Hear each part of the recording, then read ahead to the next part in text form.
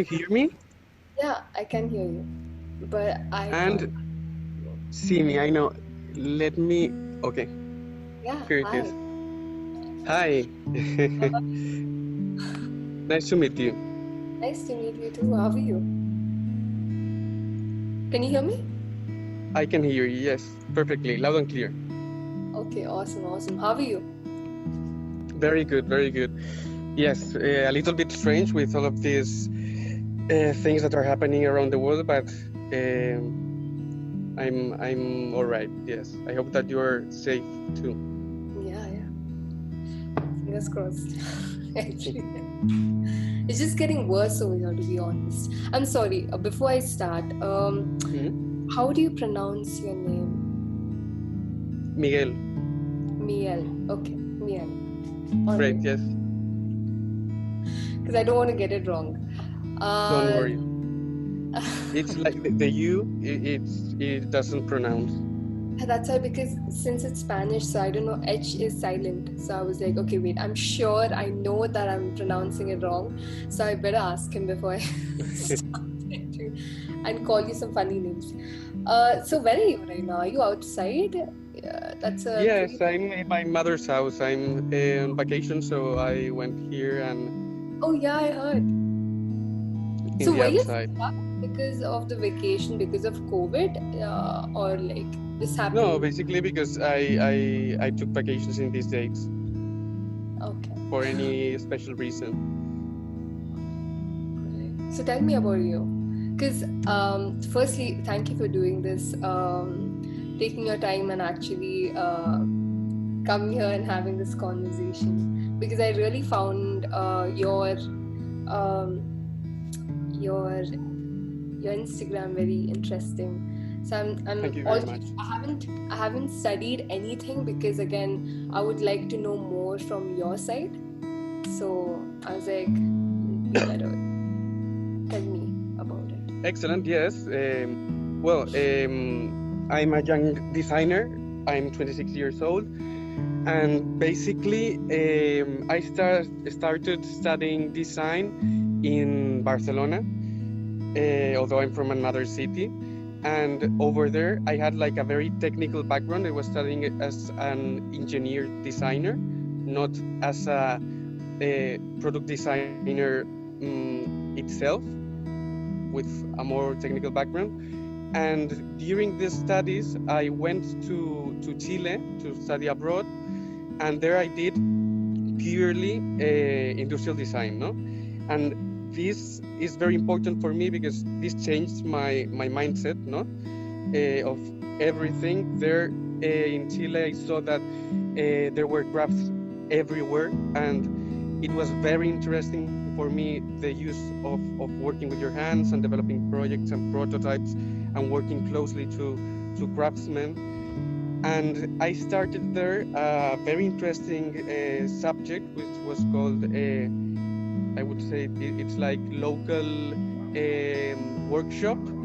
And there, what we were, the aim of that subject was to search crafts which were in state of stagnation and try to oxygenate these crafts through innovation from design. Okay, that was a little bit the purpose of the subject.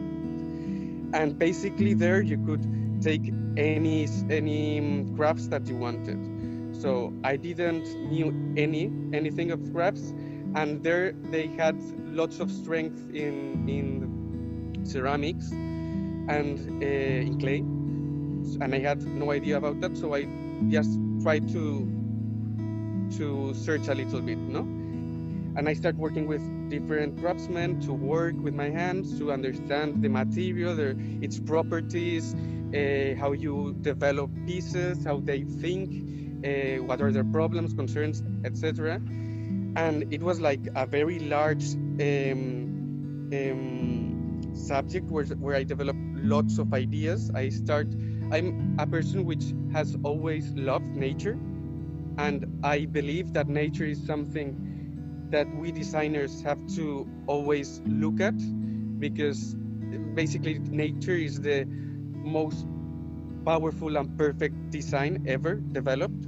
So it is very interesting to take from nature inspiration and take things that work in nature and translate them, no, to our solving problems or whatever, our work as designers. So when I was working in this subject and researching on the crafts of ceramics, I wanted to, let's say, narrow the scope of research. So I wanted to research in the direction of natural and organic forms. Okay, so in that sense, I start working with lots of molds, plaster molds, no, for the emptying technique of ceramics, and I became a total fanatic of molds, of plaster. I made molds of everything. I mean, any vegetable that you could imagine, meat, fruits, everything which was organic. And this made me have like a mindset where I could see, I was like a little bit crazy of molds, and because it was something new for me, it was very interesting, and I could see everywhere, no, molds. If I look at your face, I start thinking, okay, I could divide this like that, I could make this piece, and with these parts, I could have this face, no? And the thing was that every piece that I was making, for me, it wasn't enough. I mean, making vases from vegetables, it's okay, but for me it wasn't enough. It wasn't so interesting, or it wasn't what I wanted to develop. And having this in mind, and at the same time, having as people I start knowing in Chile, there was like a movement in design related to the development of new crafts through new tools. Okay, there's Alberto Vitelio, there's also GT2P, there are many designers who developed new productive processes, Anton Alvarez, which are very interesting. And with these two things in my mind, one day when I was in the supermarket, and I was like with this mindset of searching molds everywhere, I saw a bag of spaghetti, and I started thinking of the possibilities that had, no? Because it was a system, you could reshape it, you have a very interesting texture, and at the same time, spaghetti can be different shapes, different textures, etc. So that was like the first idea, the origin of what is my project. I start searching about and researching about the development of a tool through a system of rods, and from there I obtained my first prototype of the polymorph mold, which is like the beginning of my final degree project. So once I finished this subject in studying abroad, I liked so much this tool that I developed that I wanted to research a little bit more. I wanted to. So many questions came to me. What were the how you say how can it affect to crafts or to crafts in state of stagnation? It really oxygenates crafts, or it can damage them. Or at the same time, can I produce smooth shapes? Can I change the shape, the size and the texture of the rods? Can I use different materials? Can I transform this into an automatic system where from software I can extrude profiles and bring them to the physical environment? All of these questions start appearing.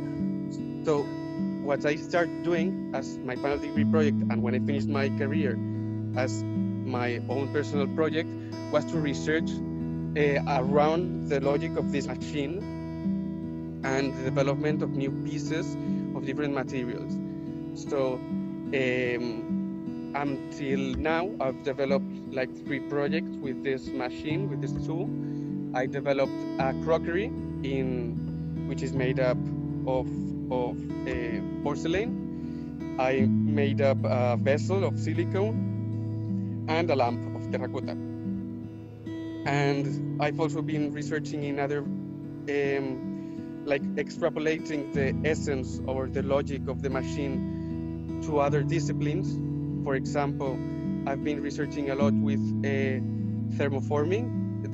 It's a productive process where you apply heat to a sheet of plastic and you use a vacuum to absorb and make this plastic, which is in a fluid state because of the heat, to trace the shape of the mold that you're using.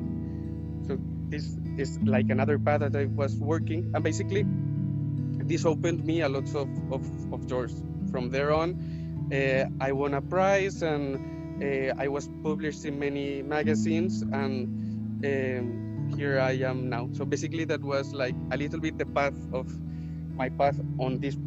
Yeah. So, okay. The thing is, you said quite a lot. Let's just probably break them. I know. It's like this and that and that. So the first thing is, so you said you were not an industrial designer, right? You chose industrial designer later on your path. So were you always interested? And as you said, you were always interested. Were always inspired by nature. So do you think that you were always a creative person and that's why you chose this field? What would you say? Like from your childhood, were you always creative as a person? Yes, no doubt. I was always creative, and I've been always been inspired by nature. I was grown in the middle of rice fields in Valencia, and I didn't have brothers or sisters, so I was a little bit alone with this nature. And always as a child, I liked to run around the rice fields and touch the grass and the soil and everything. And I've always liked to travel to the mountains, and I've always been inspired by that. Yes, indeed. And it is not something that came after, like doing industrial design, but it came like something inside me.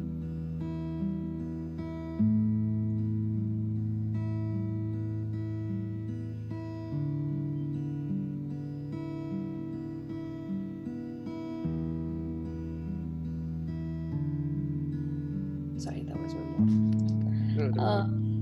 So yeah, I think that's when the magic happens. When I've learned so much by just observing nature itself, and I think there is so much more to discover, especially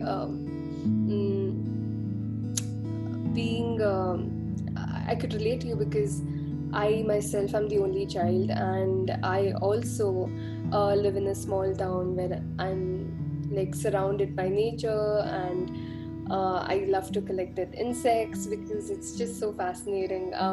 People call me crazy sometimes, but I don't care. Like, it's just something that I love. So I guess I could relate to what you were saying. Then you went to Chile, right? So Yep. What were the crafts that you did see? Was pottery, as you said, there were a lot of rocks, but was that already embedded as a craft? Were they already using ceramics and rocks to make their make their products? When you went Sorry, to I didn't understand this last question. So when you went to Chile, right? You were supposed, you were asked to pick one of the crafts, right, from them. So you chose the material where you saw a lot of rocks around, correct? If I'm not wrong. So did you were they already using that material? No, they weren't. No, I've never worked before with that material.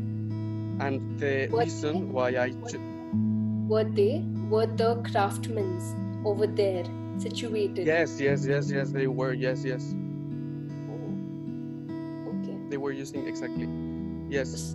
A little bit. The reason why I chose ceramic pottery was because it was like the crafts in Chile that had more strength. So it was easier to find other craftsmen where I could work with and to extract their wisdom and learn about the material.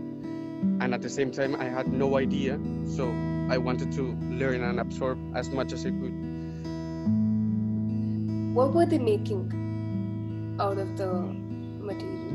Well, they were making a little bit of everything. I worked with, especially with two craftsmen. One of them was developing sculptures, and for let's say people with lots of money, and at the same time he was developing a series of caps for and were sold in the airport. They were using different techniques, the emptying technique, the I don't know how to say it in English, but well, like the three main pottery techniques. And the other crafts was a craftsman who was doing only sculpture. And this guy was the one who really helped me. He went to my house, he gave me everything I want of knowledge. He helped me with everything. I'm very happy with him. Could you tell me his name and how long? Pablo Diaz. His name is Pablo Diaz. Pablo Diaz, okay. And how long was he into this field, into the craft? Not so much. With the first one, I worked like for 2 months, and with the other one for about 3 months. But the thing is that I wasn't so close to them. I mean, I wasn't working every day with them. They were like a figure that I had close, and whenever I need help, I could access to their knowledge and their help. And they also let me go to their workshop and experiment, touch, and develop. And basically that was a little bit the relation that we had. And they did it because they just found interesting my work. An artist meets another artist, I guess.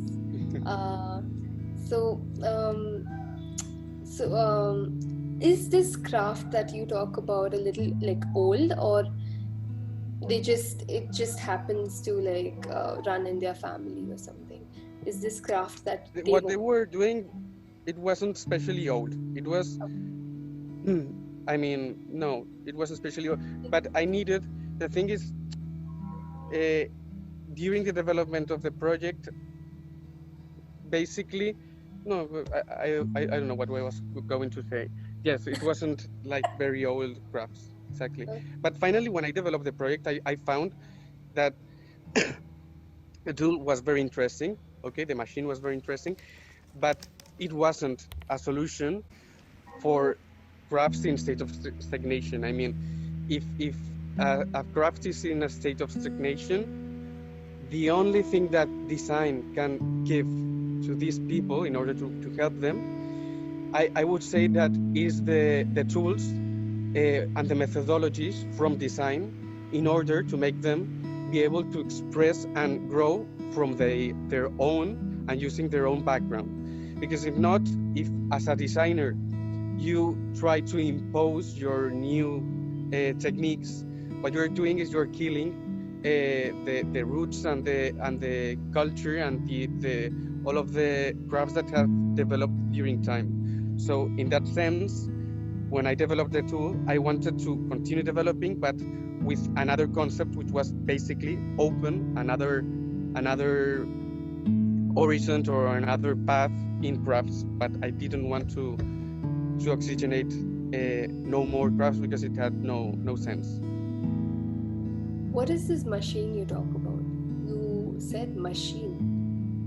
Yes, exactly, the polymorphic mold. This machine basically comes to be a box with lots of rods, okay, like profiles of 4 millimeters of diameter and 400 millimeters of length.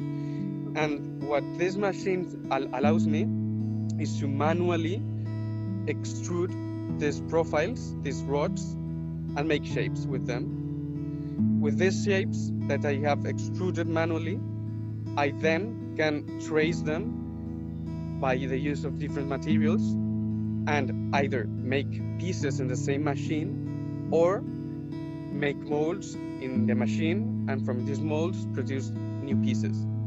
So my strong development, my real project is this machine. Yes. Oh, so you actually developed this machine, is what you're saying? Yeah. From scratch? Yeah, from the concept of the spaghetti up to the machine. Oh, you actually made the machine. Oh, I was Yes, like, exactly. I thought the machine was already like there. Oh. No. There was nothing before. I just wanted to innovate in crafts and working different ways. The path brought me to develop this machine. So the machine makes molds, is what you're saying, correct? The machine makes either the machine makes shapes, and from these shapes that you extrude manually, you can either make molds from there or directly produce pieces in the same mold. For example, if I extrude manually the shape of a vase and then I use silicone, as I did it with my blue vessel, I can cure this silicone in the positive or negative part of the extruded shape of the profiles, and from there produce my piece. So how is your machine different from 3D printing? It has nothing to do. 3D printing is, I mean, meaning the methodology. Yeah, you're right. Difference. Well, basically, it has more human and, well, not so human. It's not the word. Basically, it's a machine where you interfere with your hands. You physically interact with the machine, and it's similar, for example, with 3D printing. The thing that its productive process has its own texture. The texture speaks to you about the language of the productive process. 3D printing has its own, my machine has its own. But the thing with this machine is that you can directly touch and develop. You can edit, you can go back, you can go over manually on the same machine. It has nothing to do. I mean, they are like two different paths. But it'd be great if you have a video of the machine that you have created working, because only then I'll be able to picture it correctly. Because right now, it's difficult for me to actually know how you work with the machine. I just saw a picture, but I don't know how you work with it.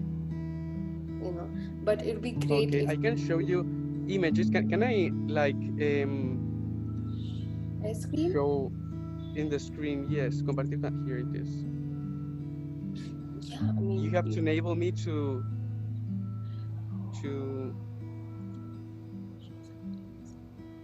Does this work? I don't know. And sharing options, multiple. You can share. Is this working now? No? Let me see. Yes, it's working. It's working. But it'd be great for you to also send me, so that I want to put in whatever we have talked about visually also. No problem. I would send you everything you need. Don't worry. Yeah. So what I was explaining to you, as you can see, the machine is piece over here. Okay. This is like all of the profiles that I physically extrude rods, and I make here whatever shape I want to produce. From here, as you can see, I've got like a fixing system.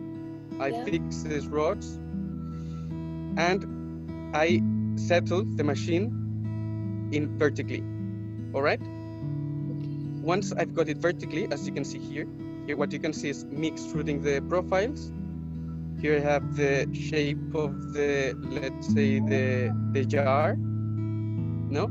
Then I fix it, I put it vertically. In this case, with ceramics, what I do is I pour the silicone. I make a mold of silicone. From here, I make a plaster mold. And from here, I produce all of my pottery. There are other ways. For example, I could, from the positive shape, I could use clay and produce a piece with the texture in the inside, for example. Another ways would be produce directly silicone pieces, no? This is the way I produce my vessel, in which I use, instead of a less viscous silicone, I use one which is like in cream form. I painted all of the walls with the silicone, and I obtained the vessel. And I could also, in the positive shape, pour some silicone. And here you can see the different pieces that I produced through this technique throughout the development of the machine. That's damn interesting. Thank you. Have you tried using different materials instead of sticks? These are wooden sticks, right? Exactly. This is a wooden stick. We made them, how you say, they do not absorb water. They've got a product to be impermeable. Exactly. I've tried with different materials and different shapes and different textures. Exactly, yes. And it's very interesting how you can achieve different, how you say, textures and different, what do you transmit? Different, you can transmit different objects. You can products. You can transmit to the user different things by the use of different textures, basically, and with different sizes, etc. Yes, I've tried with hexagonal, triangular, with circular, with square, and it is something that I've got to develop further and to produce different type of pieces with different shapes. And related to the material, wood, it's very interesting because it doesn't weigh a lot, but they're like polypropylene, it's very interesting, and others, and I've tried many. And speaking of material, and speaking about the same logic of the machine, other ways in which I would like to develop this project would be the use of metallic rods instead of wood, and instead of using it to produce with silicone, working with the blown glass technique, because this is very strong. It would allow you to have, like, instead of investing in one mold for one piece, you could have a mold, a polymorphic mold would allow you to produce many shapes and pieces, whatever your imagination allows you. So you're saying instead of wood, if you put metal, and as a material you could use glass, and you can change you need not get another separate mold to make, but you can use the same mold to change the shape, correct? Exactly. Interesting. Are there any restrictions in terms of the materials that you use? and the process in how you use it? Yes and no. Why yes? With the machine that I've developed, with wooden sticks and with round shaped sticks, I can basically produce with some materials. I can produce with plasticine. I can produce with silicone, with clays, with this kind of textures. Okay. But there are other materials which I can't work with this machine. But as I said before, with the blowing glass technique, the interesting about this mode is how it works. It's the concept of a logic of a system of rods. So if I basically want to try another material that my machine doesn't allow me, I just have to develop a machine that allows to use that material, and basically that is what I have. There's nothing more than that. So there is no absolute restrictions as to what material you want to use or any of that, correct? The restriction is the machine that you use. Whenever you want to use another material, probably you have to develop another machine, or maybe not. Correct. But let's step a little out of the machine here. I'm asking, for example, for me, if I was developing products, I would not want plastic, or I would not want to use some material that is not going to be recyclable. Do you think that any product that we use has to come back, meaning it has to complete a full cycle, correct? Obviously, yes. Although plastic can be used whenever it's, for example, recycled plastic. Or at the same time, you could use plastic which hasn't been recycled, but you can find like the way that it comes back. The thing is always thinking sustainability of the materials. That is crucial in the time that we're living. Correct. What according to you is sustainability? Not to maintain what we've got, to do not destroy and do not make worse the world. So basically, you can make things sustainable many ways. You can reuse, you can recycle, you can use circular how do you say, companies with exactly. The thing is to have this mindset, and in every decision as a designer that you make, I mean, it's a thing about mindset. Even when you are designing, let's say, a metal box, it is crucial to make it, for example, its shape as minimum as you can for its function. Why is this? Because you're using the less material as you can, and every little decision counts. So in every little decision, you have to make as less productive processes as you can. You have to use as much recycled materials as you can, and use as less materials as you're able to. I completely agree with you on this. Just a second, I just need to make a call.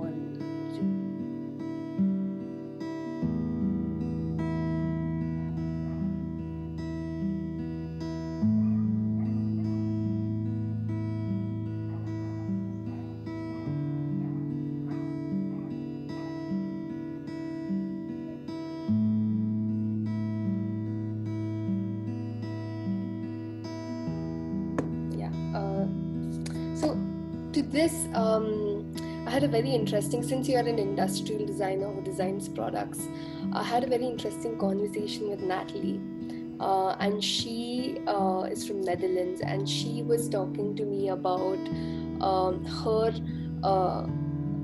she's a creative psychologist, and she has studied. She has also worked with brands who make products. And what she used to do is, this is during the times when there was no internet, and marketing and advertising was a whole different process. So what she said is, over time, she used to go to people's houses, and she used to live there, and she used to see how their consumption of products are. But at the end of 10 years, she was so burnt out, because she thought, we don't know why we're making these many products. Do we really need products? Because there are so many brands, and because there are so many things around, what do you have to say to this?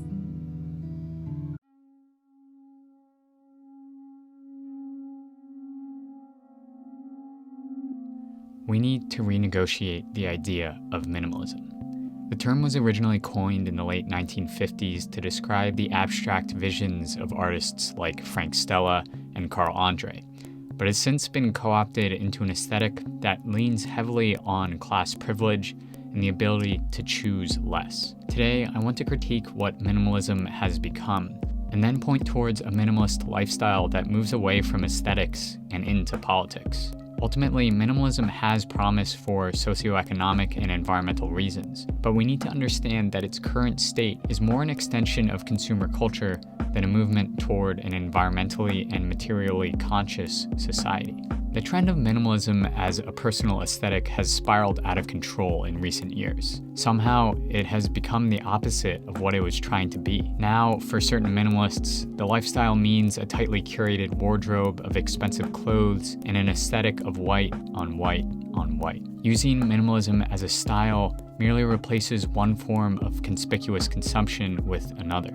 Take, for example, the buy less but buy better mindset that has invaded minimalism. Yes, buying a $400 pair of shoes might in some cases be more environmentally friendly than buying 4 sets of $50 shoes, because the pricier shoes will most likely last longer and produce less waste than 4 pairs. However, most people don't have the money for that. So this minimalist philosophy uses the excuse of having little to buy the most expensive things. Perhaps minimalists are purchasing less, but they're still buying into the idea of creating status via expensive items. Thus, if you don't have the means or the money to rid yourself of your belongings and purchase just the right things, then minimalism must not be for you. As Chelsea Fagan puts in her opinion piece in The Guardian, the only people who can quote-unquote practice minimalism in any meaningful way are people upon whom it isn't forced by financial or logistical circumstances. And this new trend of minimalism as a visual aesthetic has now been conflated with a surge of self-optimization. By using the right technology and paring down your life in the right way, minimalism can purportedly deliver happiness, financial security, and free time to those who follow its path. Unfortunately, it can only be viewed as a key to happiness by those who already have more than enough. For low-income people, buying inexpensive clothing or owning less furniture isn't a choice. It's a structural reality. Minimalism, however, can offer so much more than a stylistically slimmed-down wardrobe. It can instead mean a purposefully anti-consumerist and environmentally conscious lifestyle that works against the power of capitalism. The focus with minimalism, then, is not necessarily working to edit your furniture choices and activewear down to the cream of the crop, but instead on working hard to critically assess your consumption choices. Day to day, this looks like choosing not to buy the latest $1,000 iPhone. Or if you're cleaning out your closet, choosing not to sell your clothes if you don't need the money, and instead donating them to a progressive organization. If you do, in fact, need to get a new pair of pants, consider buying secondhand. The idea is to understand that consumption feeds a system that affects tremendous harm on the environment and on marginalized people. Minimalism can offer guidance, not as a stylistic choice, but as a mindset that helps reroute our unconscious purchasing habits into a well-informed consumption-critical stance. Minimalism has slowly grown more popular as it has taken hold of the American psyche. And with that transition, minimalism has become more watered down and at times the opposite of what it originally intended to be. So it's important to remember that as an aesthetic trend and a way to find happiness, minimalism can sometimes be just another insidious form of conspicuous consumption. As a pro-environment and anti-consumption choice, however, minimalism can offer a way to navigate an economic system that constantly pressures us to buy more. Yes, this is a very important issue, a very strong issue, yes. Basically, we designers, when we study, we've been taught that we have to develop for the people. And we have to develop user-friendly and useful products. Then when you search for a job in any company, or the great majority of the companies, what you find basically is that is the opposite. It's marketing and money what is speaking and what makes decisions. It is not you, the designer, the one who knows and the one who understands how to develop product or how a good product should be developed, or what product is useful or not useful, but is this crazy lust for money and which has nothing to do with what is really useful and our society needs. And the problem is that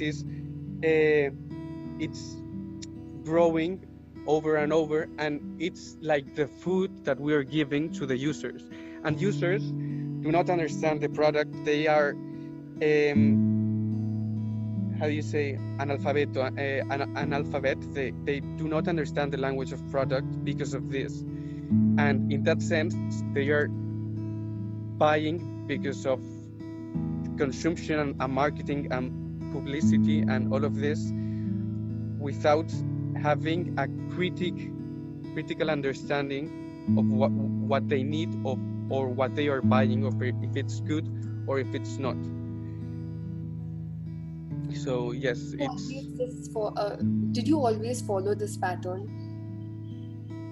Which pattern do you mean? Pattern of buying products. Whenever you bought products at your early stage, did you think about the things that you're talking about right now?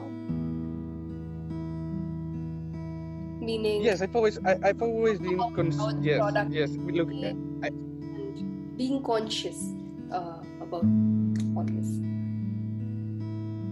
This consciousness came as I start studying design, basically because I start seeing how much is produced, how much is being thrown. I mean, when you develop one single something, product, whatever, okay, from scratch, there's so many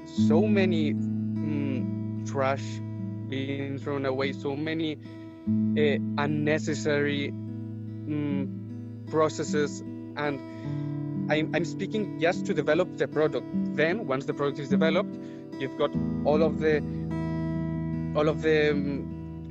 packagings and all of sustainability. Yes. Exactly. The answer is no.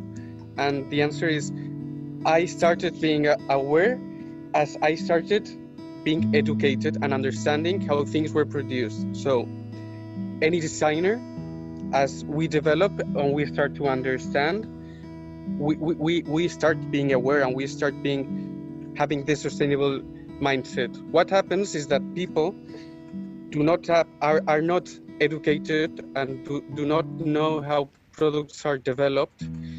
And as they do not understand, they do not have this mindset.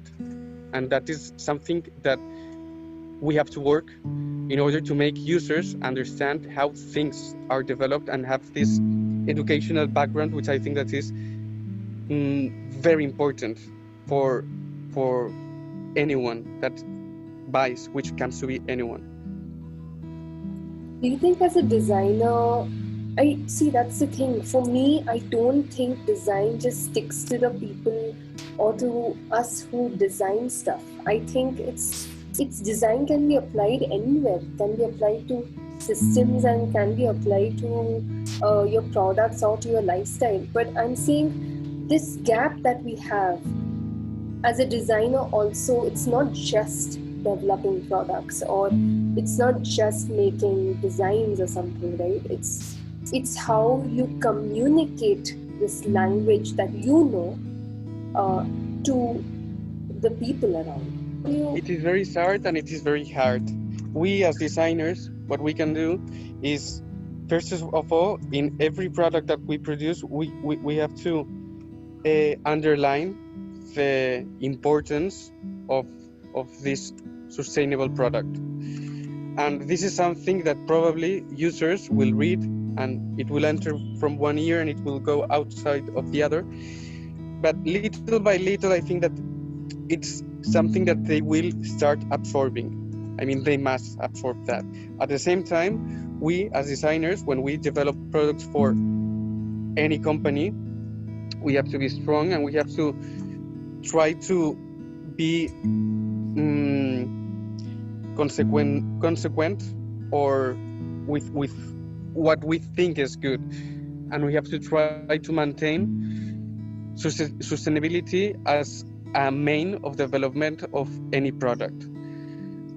Also, here, this is more a political and issue, but it's something that it should be taught strongly in schools and in universities.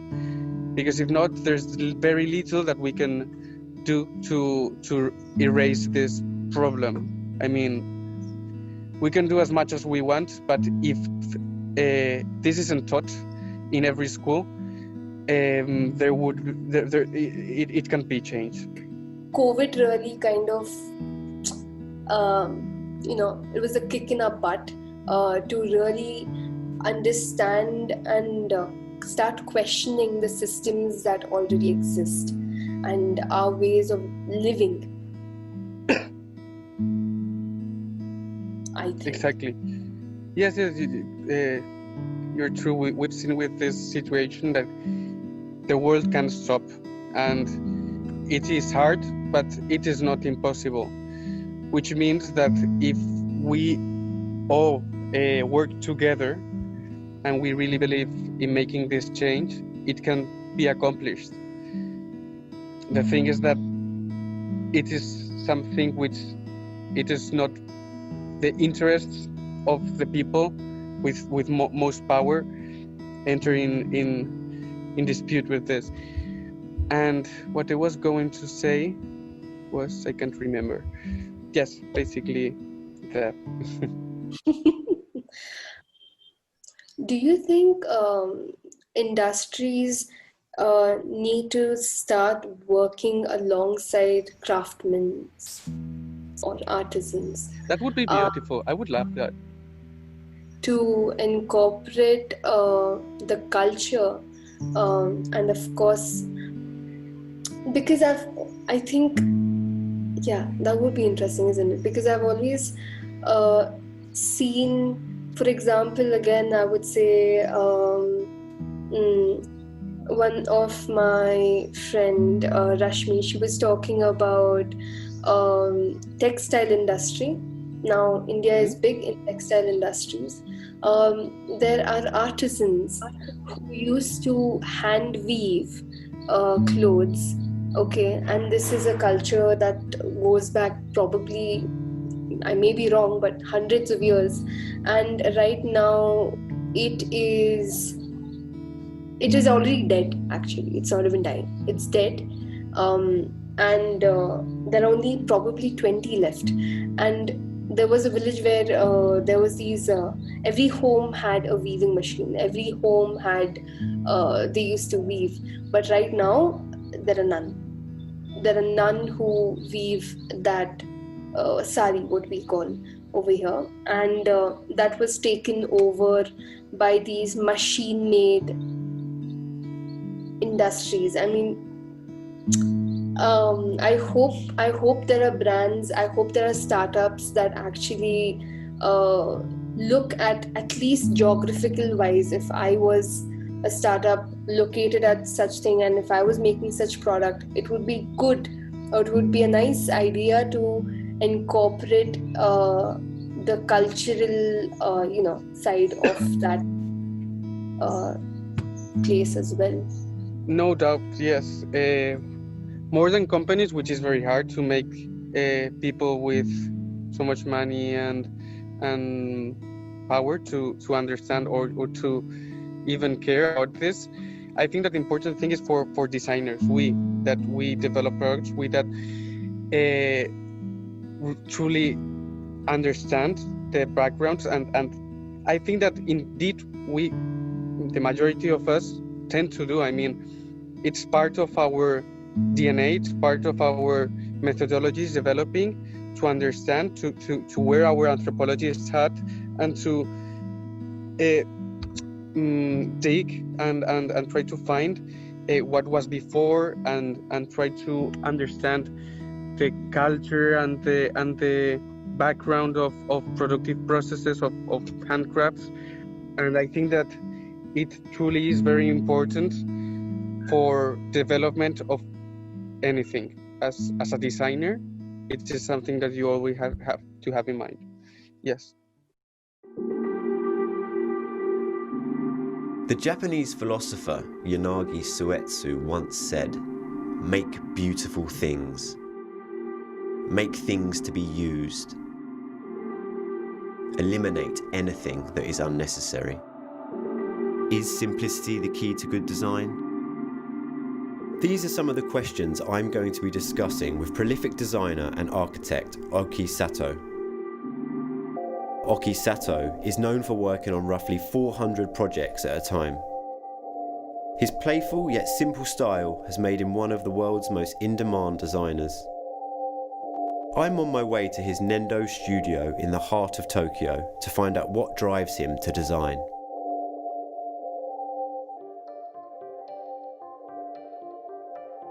Designers are kind of close to a chef. Some designers enjoy working on certain kind of vegetables or kind of meat or whatever, but I'm more like a mother trying to cook something, and you open the refrigerator and you find bits and pieces of things, and then you just come up with new ideas. So I wanted to design things really. Do you have a bigger white surface? Right, good, perfect. That's gonna look really cool. We want the lighting mainly up above the house in the middle. I think we should have like a grid so that we can control. I'm really totally addicted to design. When I start sketching, when I see physical mock-ups, when I see my products in the stores, all these moments are so magical for me. I've been studying architecture for 6 years, and I really didn't understand what design was all about. I visited Milan, the design fair. Like, architects were designing teacups, and interior designers were designing cars, and everyone was very borderless. I felt that this was the place that I wanted to be. I start from sketches, like a stupid manga sketch. The simpler, the better, I guess. And then we move on directly into 3D modeling, whether if it's a small chewing gum or an architectural project, it's all the same to me. Do you agree in principle with the famous Dieter Rams maxim, less but better? It's not about minimalism, but the idea has to be very simple. Less is better, less is more. But in my case, an object has to be functional, but has to be fun, because the word fun is inside of function. I guess I'm not really interested in colors or aesthetics, but it's the story behind the object. An object has to be talkative. It has to tell an interesting story. I want to have my ideas to be like sushi or sashimi, I guess. Fresh, you just cut the raw fish and then you serve. You should not hold your ideas too long, or you should not love your ideas too much. How and where do you find inspiration as a designer? I like to repeat things every day. I walk my dog the same route. I drink the same coffee. When you repeat things, you start to notice the slight differences in everyday life. I feel that these become idea sources. So when you get lost in a project, choose the first one because it's the correct one.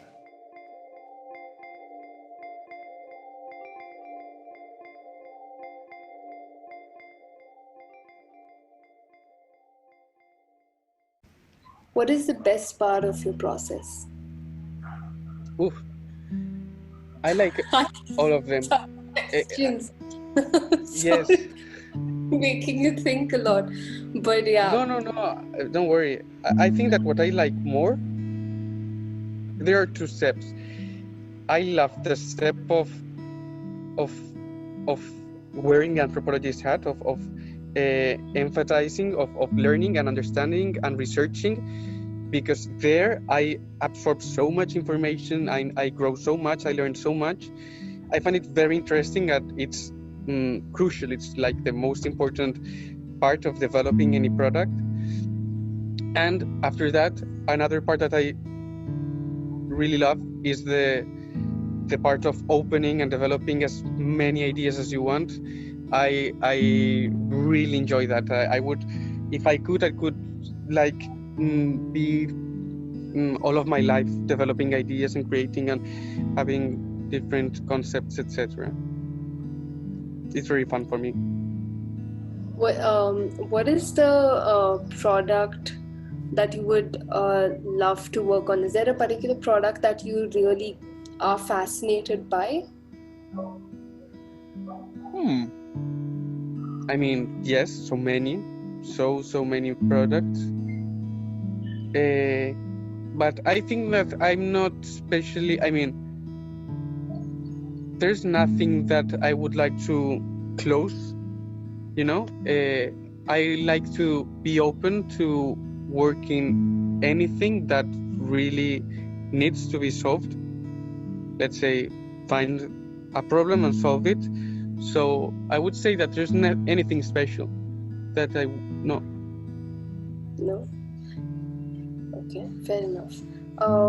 It is true that now it is true that now I'm in a phase that I would like a little bit more to produce products with more sensitivity and more of that transmit that emotive products more than technical, functional products. It is something that now I would like to work a little bit more. What is the most important part of designing a product, according to you? The most important, you mean in the productive process? Yeah. In the methodology? It could be anything, so that depends on you. What's the most important part of designing a product, according to you? The most, I don't know, it's very hard. So many things. I think that the most important is to truly understand, to research, and to, as I said, emphasize, to dig in the problem and to learn as much as you want and be open. That's crucial. To solve a problem. It has to solve a problem. The product has to solve a problem. Always, yes. If not, the product has no sense to exist. Makes sense. It has to be useful. Yeah, that's correct. Yeah. Could you name one of your favorite, or not favorite, some artists that you that inspire you? Are there any artists that do inspire Sure. you? Many. There are so many. I love the work of I mean, now thinking, for example, Lovegrove. This guy is very interesting. He's making very natural forms with shapes, and he works using algorithms with Grasshopper, and he makes so beautiful shapes that I really love. I'm looking for something with Swarovski that can always add benefits to life or to initiate some new way of thinking. I have an innate interest in anything which is sustainable, ecological, or symbiotic. That's why I like nature, because it's this amazing symbiosis. The award itself talks about individuality, sequencing, diversity from a single element, all working from the same material or technological origins, but creating diversity within that. So the inspiration for me, deep down, is to add something which makes you curious of it. The DNA strand is something which we all share. So that mitochondrial DNA is something which is invisible and internalized. But I've always been sort of fascinated that something that's so mathematical becomes the basis for everything, for every species, everything that lives. Hopefully to the event it will bring a certain focus. I mean, this element, it's kind of everything, isn't it? You know, it's what you win, it's what you take with you take it back to the table, you share it with your friends, you take it home, and then you live with it. So I think this purity, even the scale, which is a very human scale, remember, which is just at the right, on the edge of the weight to carry and to hold. The DNA illuminated, I think we're going to illuminate the awards, which is very beautiful. You know, ultimately it connects me, Swarovski, and those winners. And I think that's a lovely creative connection. That's what I would like out of it, is that creative connection, yeah. His work, I found it beautiful. I like a lot also Anton Alvarez, for example. His work, he's a Chilean designer, and he works with these extrusions, and he has developed a series of machines to develop craft products, which is also very interesting. I love also Martin Azúa. He's a designer who lives in Barcelona, and he develops handmade products very close to nature, and he develops like products that transports you to the landscape from where he developed this idea, which is very inspiring. I mean, I could continue until tomorrow, because there are so many great designers in this world. I would love to know all of that you have mentioned, but do you think that these people did inspire your work at some given point? Yes, sure they did. In my mold project, Alvar Aalto inspired certainly, and Martin Azúa too. And Lovegrove is something that I just have in my mind that I love, and I would like to be able to work like he has been working. But you need to be very lucky because to develop what he develops, you need lots of money. And when they give you so much money to develop and be creatively free, I think as a designer that is the most beautiful gift that they can give you. So, I mean, do as much as you want and explore. That's wow. This reminds me of a quote that I did here, where it says, if a solution is not affordable, then it's not a solution. What do you have to say to that? Yes. I mean, if yes and no. I mean, there's another quote which says, everything can be produced. There's always whatever yes. You can imagine. Always a yes or a no to everything that exists in this universe.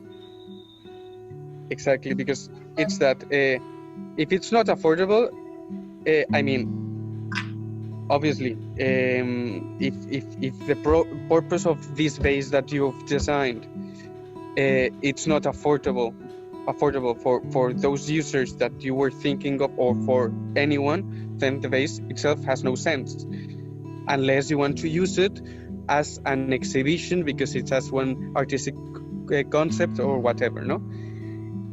But at the same time, I would say, yes, basically that, yeah. Would you want to see your product in exhibition or in people's houses? People's houses.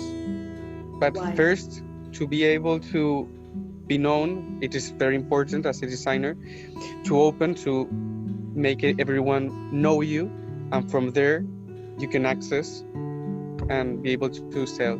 But yes, I would love to have my product in houses of people, and that people use it and understand and transports them to these textures, these mountains, or yeah.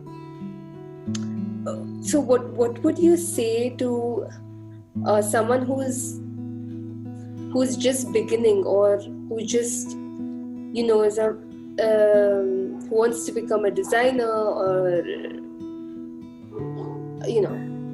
who wants to become an industrial designer, or who wants to do some good in the world?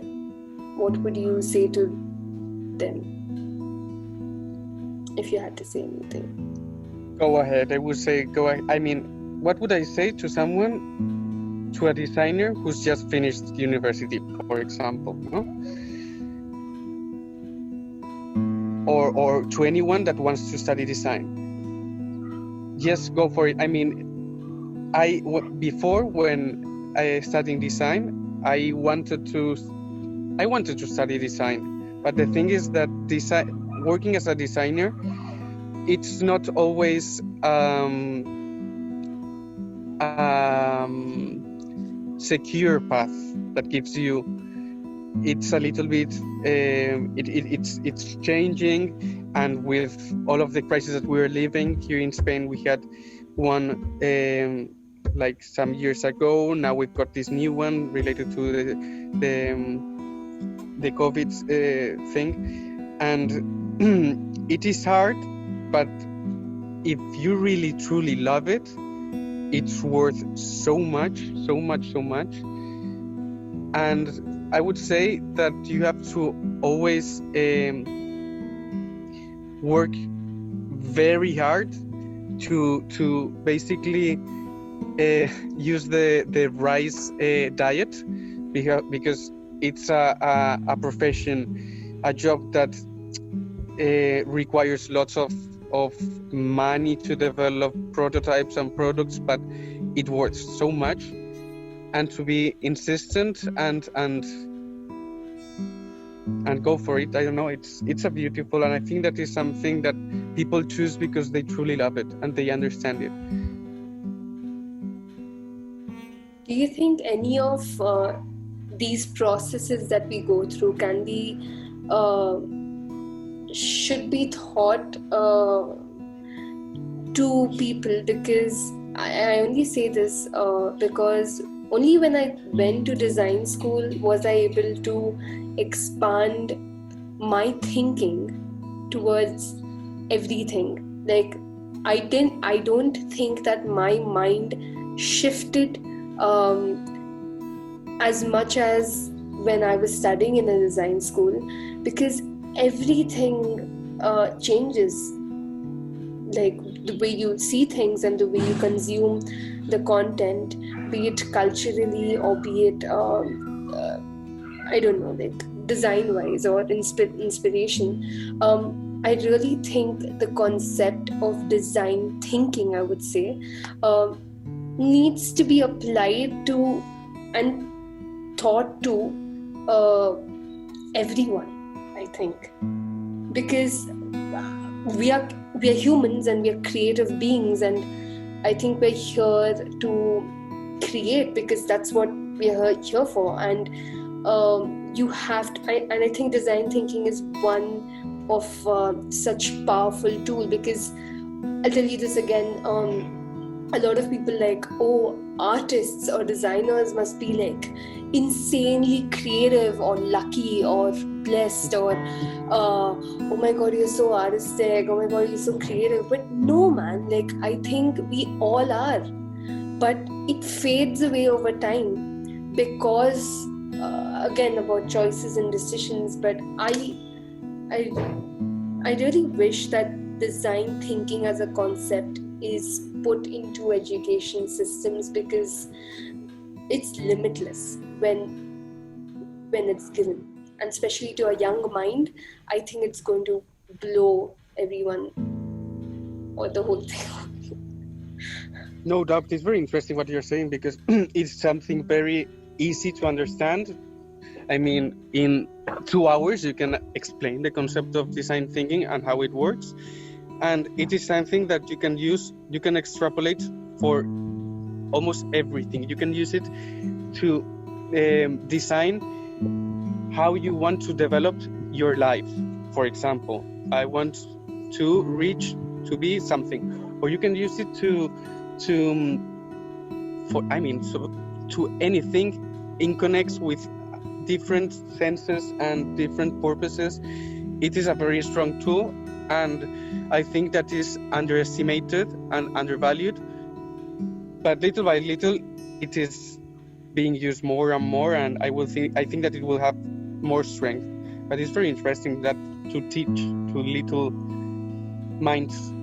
Bye bye. It was nice having you. Bye bye, Mansi. Eat well, Cheers. eat well. See you. Bye.